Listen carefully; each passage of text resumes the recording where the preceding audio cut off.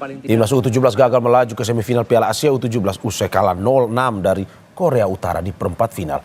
Apa yang harus dievaluasi dari penampilan Garuda Muda di Piala Asia agar bisa tampil lebih baik di Piala Dunia U17 di Qatar November mendatang? Kita akan bahas bersama analis sepak bola Bung Kusnaini. Selamat pagi Bung Kus. Bung Kus, sepertinya suaranya masih belum tersambung. Selamat pagi Bung Mario. Ya, sudah mantap sekali suaranya. Selamat pagi Bung Kus, terima kasih sudah bergabung di Dialog Sapa Indonesia pagi hari ini. Dan juga bersama saya di studio ada Ketua Umum Paguyuban Supporter Indonesia Ignatius Indro. Selamat pagi Mas Indro. Selamat pagi. Terima kasih Mas sudah di studio Kompas TV hari ini. Selamat pagi Bapak-Bapak. Saya ke Bung Kus dulu ya Mas Indro. Saya tahu Mas Indro pasti sudah gatal untuk mengomentari terkait dengan pertandingan semalam. Tapi saya ke Bung Kus dulu. Bung Kus, evaluasi seperti apa pertandingan Indonesia Korea Utara tadi malam, karena sebenarnya di atas kertas kemarin Indonesia dianggap bisa lewat memenangkan pertandingan tersebut meski tipis, walaupun peluangnya sangat-sangat besar, tetapi akhirnya pada malam tadi 0-6 Mas. Evaluasi Anda seperti apa? Iya, dalam beberapa kesempatan dialog di Kompas kan saya sudah mengatakan bahwa kalau bisa memilih, kita sebetulnya pengennya menghindari Korea Utara ya. Ini lawan yang paling ingin kita hindari. Kita lebih prefer cenderung ketemu dengan Oman atau Tajikistan. Karena secara permainan itu lebih cocok dengan kita. Korea Utara ini cara mainnya nggak cocok buat kita. Meskipun sama-sama Korea, kita pernah mengalahkan Korea Selatan, tapi cara main Korea Utara itu berbeda. Mereka bermain mengandalkan kekuatan power, fisik, kekuatan dalam duel satu lawan satu, adu badan, body charge. Itu sesuatu yang agak sulit bagi pemain kita yang umumnya belum memiliki kekuatan itu. Jadi belajar dari pertandingan ini saya pikir Coach Nova punya banyak PR menuju ke Piala Dunia nanti. Level yang dimainkan di Piala Dunia ini nanti kurang lebih seperti ini. Level di mana lawan memiliki postur yang lebih kuat, adu badan yang lebih kuat, fisik yang lebih kuat, dan stamina yang lebih konsisten. Nah itu nanti akan kita hadapi kalau misalnya ketemu dengan Kroasia, ketemu dengan misalnya tim-tim Cekoslowakia dari Eropa Timur, atau tim-tim dari Afrika ya, dari katakanlah dari Uganda nanti. Itu akan membuat kita akan menghadapi lawan-lawan yang mainnya kurang lebih seperti ini, lebih direct, lebih cepat, pressingnya juga berani. Dan game plan yang kemarin dibuat oleh Korea Utara memang game plan yang sepertinya khusus disiapkan lawan Indonesia. Ketika lawan Oman, lawan Tajikistan mainnya nggak begini. Lawan Indonesia mereka bermain sangat tinggi, pressingnya menekan terus, tidak kasih ruang Indonesia. Dan kalau ada kesempatan setiap saat syuting, itu betul-betul memang merepotkan bagi pemain kita. Berarti fisik tadi malam ya, permainan itu mengadakan fisik, di mana Indonesia dari posturnya sendiri memang ya terlihat kalah dari pemain-pemain Korea Utara. Iya, dua hal itu ya, permainan yang sangat mengandalkan fisik, kemudian mereka juga optimal memanfaatkan situasi bola atas, ditambah lagi mereka keberanian ya, karena mereka sudah mempelajari betul permainan Indonesia, mereka berani melakukan pressing dan konsisten melakukan itu secara secara terus-menerus selama 2x45, itu yang sangat menyulitkan. Dan kuncinya lagi satu hal, saya pikir ketika Indonesia sudah kebobolan 2 gol di babak pertama. Sebelum saya ke Mas Indro, Bung Kus, bagaimana Anda melihat bahwa sebenarnya ini kalau dilihat dari kacamata positif, ini menjadi sebuah evaluasi yang bagus buat Indonesia untuk tampil di Piala Dunia nanti, karena bagaimana mewaspadai permainan dari tim yang mengandalkan fisik seperti ini ataupun juga dengan passing cepat seperti ini. Iya betul, ini PR yang sekaligus menjadi catatan penting dari pertandingan kemarin. Kita sudah mendapatkan gambaran bahwa lawan-lawan kita nanti di Piala Dunia, beberapa di antaranya akan main seperti ini. Tim dari Eropa Timur, tim dari Afrika, dan kita terbukti kesulitan. Jadi Coach Nova harus melengkapi tim ini dengan materi pemain tambahan yang punya kemampuan main dengan cara seperti itu. Saya ke Mas Indro. Mas Indro, bagaimana supporter? Kemarin saya lihat di media sosial, di media konvensional sekalipun, bagaimana supporter memberikan begitu harapan yang tinggi kepada Indonesia, karena di atas kertas Indonesia dianggap bisa menang lawan Korea Utara, pun juga hasil yang maksimal selama fase grup. Kemarin bagaimana setelah menonton 0-6? Ya sebenarnya kalau kita melihat ini kan U17 ya. U17 kita tidak bisa juga ini menerapkan target tinggi karena U17 ini targetnya bukan prestasi gitu. Tapi memang pengalaman mereka dan mereka sekali ini menemukan tim yang benar-benar berbeda dari tim-tim sebelumnya. Nah ini yang harusnya Coach Nova ini bisa seperti yang Bung Gus katakan ya, ini adalah permainan yang mungkin jadi pembelajaran kita di Piala Dunia U17 nantinya, bagaimana kita menghadapi tim-tim yang punya karakter kurang lebih sama dengan Korea Utara. Korea Utara. Berarti seperti pertanyaan saya ke Bungkus tadi, bahwa memang ini harusnya menjadi pelajaran atau diambil nilai positifnya walaupun kalah, bahwa anak-anak muda ini punya persiapan yang harus lebih matang ketika Piala Dunia U17 nanti di Qatar ya? Iya, bahwa kita memang tidak akan menempatkan target prestasi ke mereka, tapi kita berharap bahwa di Piala Dunia U17 memang mereka bermain lepas dan menunjukkan permainan terbaik mereka. Yeah. Nah, ini yang kita harapkan ketika nanti Piala Dunia U17, karena kita masuk di U17 kita sudah menuntaskan target kita untuk nembus ke U17 Piala Dunia.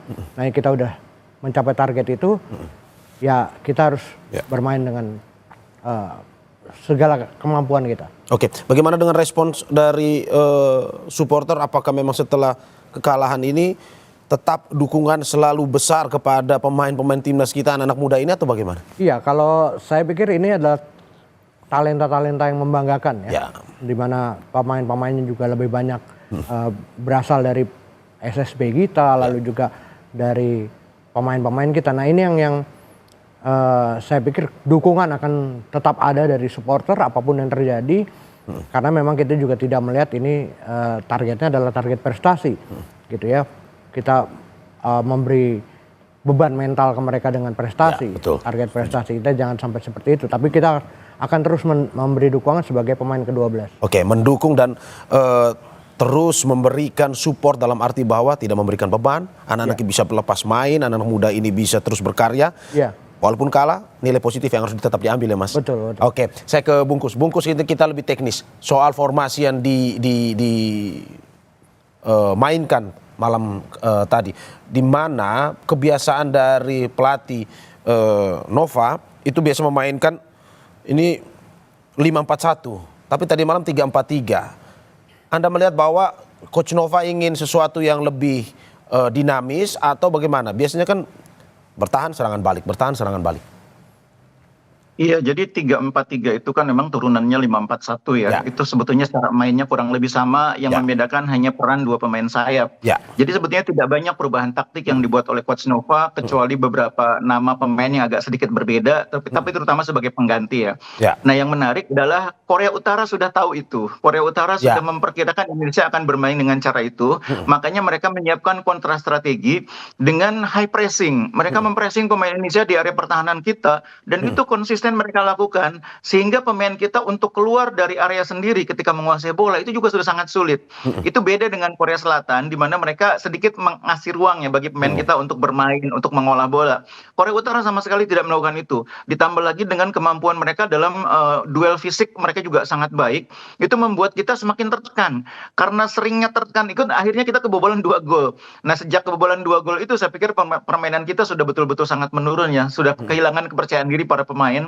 Karena mereka kesulitan untuk bahkan mengimbangi dalam situasi perebutan bola. Kalau pemain sudah duelnya kalah terus, itu memang akan sangat berat dia. Istilahnya udah mulai bingung harus ngapain. Makanya terlihat di lapangan banyak orang mengatakan bahwa pemain kita seperti kebingungan. Ya itu tadi, karena mereka kalah terus dalam duel. Karena mereka juga mencoba berbagai cara, tapi setiap kali melakukan perubahan, di pressing, ditekan, dan Korea Utara konsisten melakukan itu dengan kualitas fisik yang sangat baik.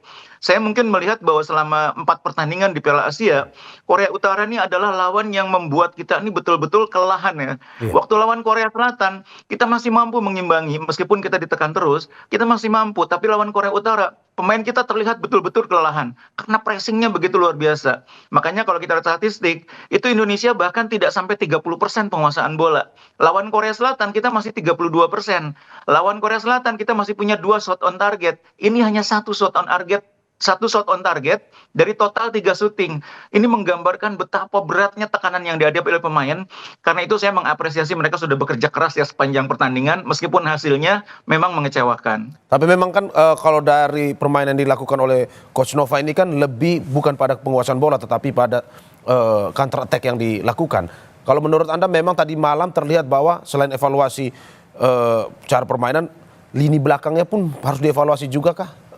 Bungkus? Iya, menurut saya semua lini ya, terutama memang lini belakang ini perlu sekali penguatan dari sisi dari sisi pemain yang punya kemampuan berduel ya.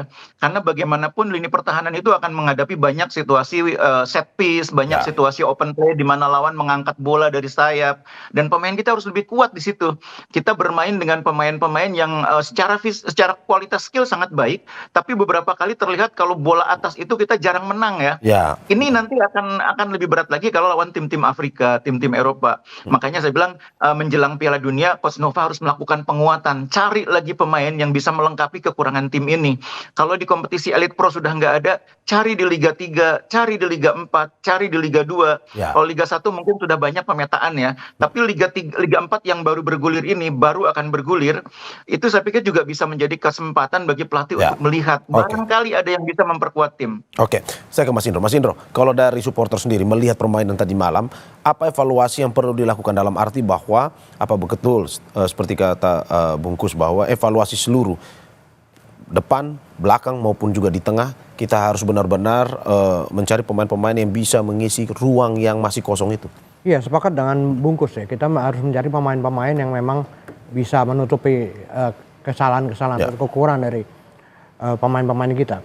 Pemain kita tadi malam ini terlihat sekali memang kita kalah fisik, lalu kalah body, kalah kecepatan, gitu ya. Ini yang terlihat sekali sangat signifikan sehingga kita kalah begitu besar ya. Nah ini yang harus diperbaiki oleh Coach Nova, bagaimana meningkatkan kemampuan fisik dari para pemain, terutama body balance atau adu-adu body dengan para pemain. Nah ini yang harus diperbaiki juga. Kecepatan juga harus diperbaiki karena kita sebenarnya memiliki pemain-pemain yang cukup cepat ya, tapi harus dimaksimalkan. Oke, dari supporter sendiri harapannya seperti apa yang disampaikan kepada Mas Indro? Ya kita berharap sih dengan talenta-talenta muda yang begitu banyak, kita harus ada kompetisi yang benar-benar memberikan pengalaman bermain bagi para pemain-pemain muda ini. Karena kalau tidak ada pengalaman bermain, makanya mental berkompetisi yang tidak dimiliki oleh para pemain. Tidak terasa ya? Iya, tidak terasa. Ini yang harus diperbaiki oleh PSSI ya, saya pikir. Oke, seluruh harapan dan juga bagian dari cinta supporter kepada timnas Indonesia, terutama Garuda Muda ini masih terus tinggi ya, untuk nanti dalam arti bahwa terus belajar, terus melihat potensi-potensi yang ada untuk nantinya bisa berlaga di pertandingan-pertandingan lebih besar lagi. Saya pikir PSSI harus segera membuat misalnya semacam blueprint sepak bola Indonesia ya. Bagaimana jangka pendek, jangka menengah, jangka panjang, apakah mereka ini juga bisa meningkatkan pemain-pemain yang penuh talenta seperti yang dimiliki oleh Coach Nova ya. Ini kan bagaimana mereka bisa mengembangkan diri melalui kompetisi yang baik. Lalu juga bagaimana dengan perbaikan sepak bola, tidak hanya memasang VAR di liga gitu. Karena ini kan memasang VAR dibilang udah perbaikan sepak bola. Tidak hanya seperti tadi. Oke, saya terakhir ke Bungkus. Bungkus, singkat saja terkait dengan evaluasi yang perlu dilakukan menghadapi pertandingan besar nanti di Piala Dunia Qatar.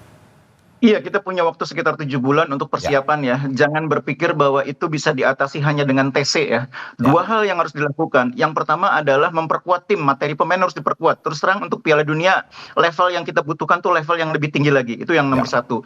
Yang kedua, pemain yang ada sekarang pun harus diberi banyak pertandingan. Tidak cukup hanya TC. Pertandingan itu entah itu melalui kompetisi disebutkan oleh Bung Indro tadi, atau pemain ini main di liga yang sudah eksis. Liga 4, Liga 3, Liga 2.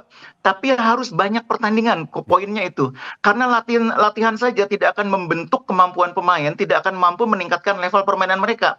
Pertandingan, kompetisi itulah yang akan membuat mereka lebih matang. Itu yang sangat penting.